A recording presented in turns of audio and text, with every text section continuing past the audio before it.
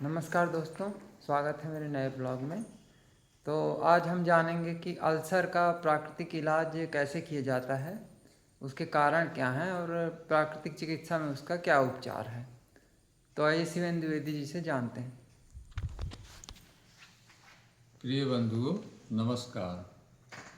तो स्वस्थ रहें कि अगले अध्याय में आज हम अल्सर के बारे में बात करेंगे, है ना, कि अल्सर कैसे होता है, क्या होता है।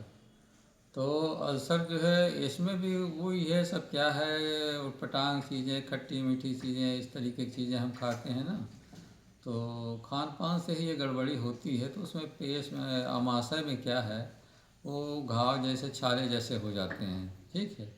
तो इसी को कह देते हैं एसटीडी, पेप्टिक अल्सर, ड्यूटेरियन अल्सर, इस तरीके के नामों से उनको पुकारा जाता है। तो कारण तो आप जान गए, कारण यही है, मैंने बताया कि सारी चीज़ें जो है खान पान से, जो चीज़ हम खाना पीना खाते हैं, सारी बीमारी का जड़ जो है वही तो है। बाहर से तो कुछ जाता नहीं, सब अंदर जाता है, जो वही सब विकार पैदा करता है।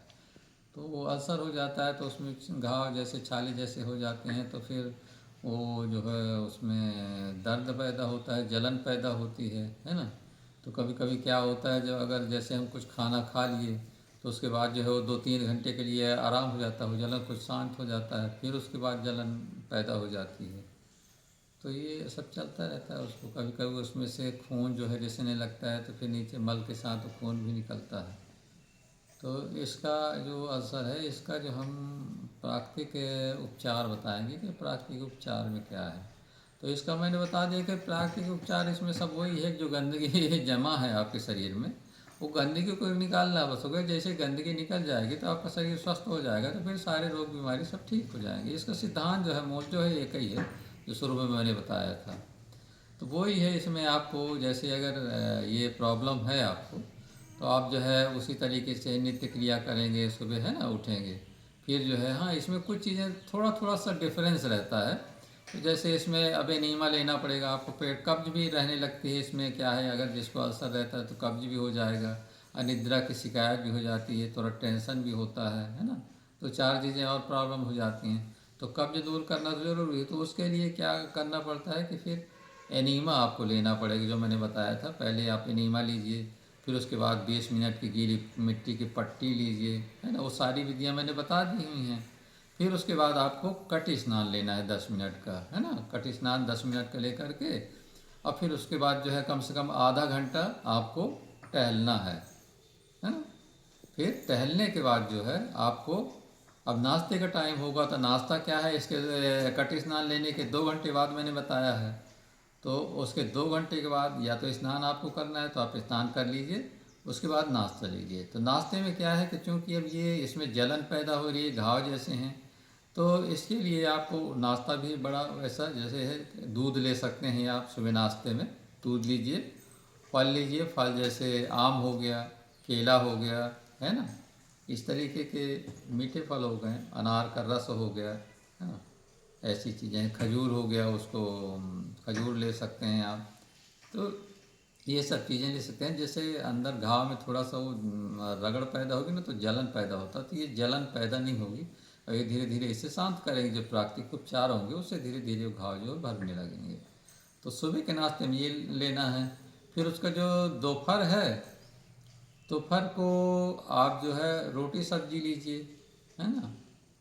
सलाद नहीं लेना है, इसमें रोटी सब्जी लेना है आपको, बॉयल करके ना। जैसे लौकी है, तरोई है, टिंडा है, परवल है, इनका छिलका जो है निकाल करके मुलायम हो जैसे सब्जी हो, क्योंकि घाव है तो उसमें जलन पैदा ना हो। ये मिर्च मसाला उसमें नहीं डालना है ना। सादी जो है उबली सब्जी जो है, नमक नाम के लिए ज़रा से डालना चाहें तो डाल सकते हैं। मिर्च मसाला बिल्कुल नहीं डाला है उसमें, सादी सब्जी बनाना है। और रोटी, रोटी को अच्छा जो है, रोटी और सब्जी को दोनों को चबा चबा के खाइए, ठीक है ना। तो ये करना है, क्योंकि जलन है तो उसमें अगर मिर्ची वगैरह तो जलन पैदा करेगा। फिर इसी प्रकार से मतलब रात में भोजन जो है डिनर का है, उसमें भी आपको ये सब रोटी सब्जी खा सकते हैं, 2 रोटी। अब वो रोटी का तो मैं इसलिए नहीं बता रहा हूँ, क्योंकि अब ये जैसा भूख हो उस हिसाब से आपको खाना है। जैसे भूख अगर कम है तो 2 रोटी में आपको वो हो जाएगा। अगर भूख ज़्यादा लगती है तो फिर 4 रोटी खा सकते हैं, 2-4 रोटी। तो भूख के ऊपर है आपका, उस हिसाब से उसको लीजिए। हाँ, सब्जी में ध्यान रखिए कि लौकी, तरोई, परवल, टिंडा, इनका जो है वो छिलका निकाल करके फिर उसको अच्छे से बॉयल करके निकालिए। उसमें मिर्च मसाला बिल्कुल मत डालिएगा, है ना। नमक हल्का सा डाल सकते हैं, क्योंकि जलन का मामला है तो वो जलन पैदा करेगा नहीं तो अंदर। तो ये तो इसका भोजन का क्रम हो गया, ठीक है। दूसरी बात है, अगर आप कर सकें, आपकी इच्छा शक्ति है, तो ज़्यादा बेटर होगा कि आप मतलब फल दूध जो सुबह लेते हैं उसी तरीके कम से कम एक हफ्ता जो है फल दूध ही लीजिए, है ना। सारी क्रियाएं वो करके, और जो खाने में है उसमें आप तीनों टाइम सुबह दोपहर शाम जो है फल दूध लीजिए। सब्जी वगैरह रोटी वगैरह मत लीजिए। तो और बहुत जल्दी धीरे धीरे, क्योंकि घाव है तो सूखना चालू होगा, वो ठीक हो जाएगा, है ना। तो ज़्यादा बेटर रहेगा अगर आप कर सकें। नहीं करेंगे तो फिर ये उपाय तो है ही, रोटी सब्जी खाइए, तो इसमें थोड़ा धीरे धीरे वो प्रोसेस चलेगा, और आपका वो जो है घाव जो है अंदर वो अमाशय में वो हो गए हैं, जैसे खून रिस रहा है, तो धीरे धीरे ठीक हो जाएगा, है ना। ये इसकी प्रक्रिया है, मैंने इसका उपचार बता दिया। उसी तरीके से उपचार है, प्राकृतिक उपचार जो है मैंने बता दिया, जो घर में किए जा सकते हैं। मेन चीज़ ये है कि आप इसको घर में कर सकते हैं अगर ये तकलीफ़ है तो। और खाने का भी बता दिया आपने कि सुबह क्या खाना है, दोपहर में क्या खाना है, रात में क्या खाना है, ठीक है ना। तो ये चीज़ें हो गई। अगर आप कर सकें तो एक आध हफ्ते का वही है, फल वगैरह लीजिए, खाना मत लीजिए दोपहर को, रात में, सुबह जो है इसी तरीके से जैसे दूध और फल बताया मैंने, तो दूध फल लीजिए, तो उसमें और ज़्यादा जल्दी घाव जो है सूखेंगे, तो और जल्दी आराम होगा।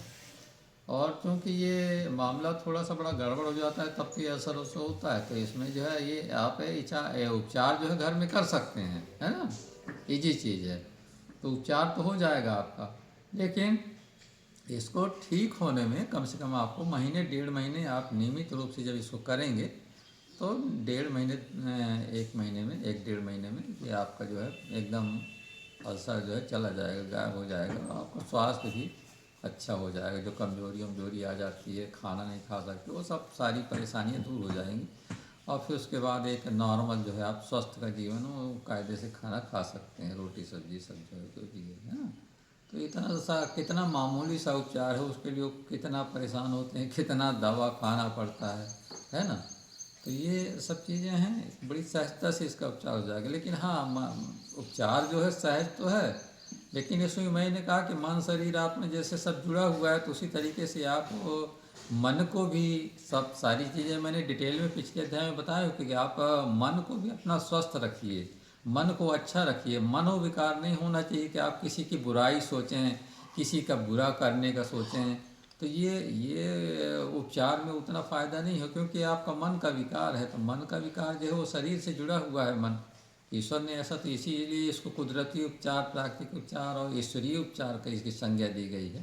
तो उसका कारण यही है, आप मन शरीर आत्मा से शरीर को शुद्ध करिए, है ना।